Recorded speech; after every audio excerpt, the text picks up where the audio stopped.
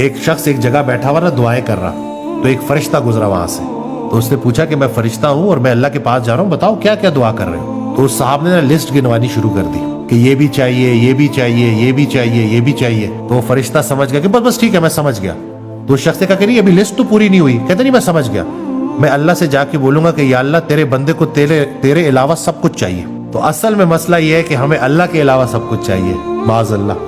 جس کو اللہ مل جائے، بلکہ حضرت کہا کرتے ہیں نا کہ کہیں اللہ مل گیا تو اس سے کچھ مانگ نہ لینا، تو یا اللہ تیری رضا چاہیے، تیرا قرب چاہیے، اور تیرے رسول پاک صلی اللہ علیہ وسلم کی محبت چاہیے، اور تیری مخلوق کی خدمت کرنا چاہتا ہوں۔ تو یہ بڑا جو ہے نا ایک الگ کانسیپٹ ہے جس کو ہم نے سمجھنا ہے۔ زندگی میں ساری چیزیں آپ کو نہیں ملی، چلیں آ جائیں گنتے ہیں کیا کیا چیزیں آپ کو ملی ہیں۔ گریٹیٹیوڈ جرنلنگ نا آپ لکھا کریں کہ آپ کو اللہ نے کیا کیا نعمتیں دی ہیں۔ میں کہتا ہوں ایک دن یہ پریکٹس کریں ذرا تنہائی میں بیٹھ کے کہ اللہ نے آپ کے اوپر کیا کیا بلیسنگز کی ہیں، چھوٹی بڑی لکھنا شروع کریں۔ جب تک صفحہ پورا ہوگا نا آپ کی زندگی میں سے گلے نکل جائیں۔